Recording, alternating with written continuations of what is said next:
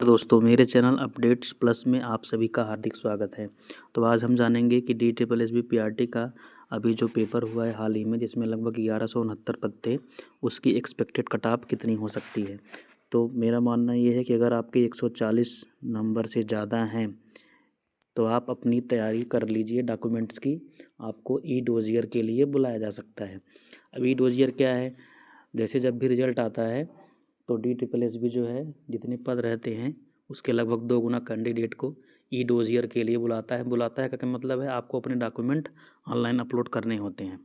तो अगर आपके नंबर 140 से ज़्यादा हैं तो आप अपने डॉक्यूमेंट तैयार कर लीजिए। अब कौन कौन से डॉक्यूमेंट हैं उसमें? 10वीं 12वीं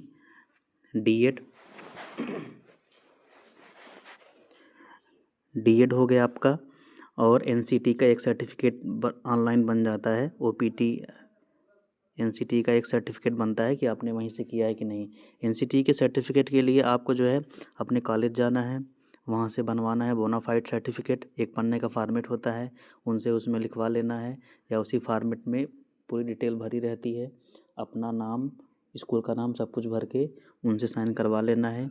और उसके बाद स्कूल का, आपके कॉलेज का रिकॉग्निशन लेटर ले लेना है। ये 4 चीज़ें आपको PDF में ज़रूर लगानी है। 10वीं, DLED और 10वीं की मार्कशीट लगेगी, ये अलग अपलोड होगी।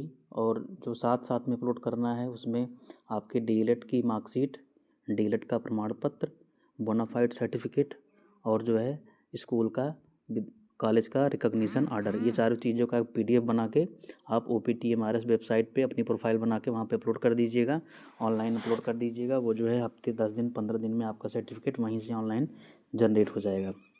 अगर वहाँ से रिजेक्ट होता है तो आप यहाँ से ऑनलाइन अप्लाई करके सीधे द्वारका सेक्टर 7 में जो है NCT का ऑफिस है, वहाँ से सीधे हाथों हाथ आप बनवा सकते हैं। तो ये तो हो गई कट ऑफ की बात। अब जो है डॉक्यूमेंट की बात हो गई, कट ऑफ की बात हो गई। अब एक चीज़ आप ये समझिए कि MCD की जो वैकेंसी आने वाली है DSSB में,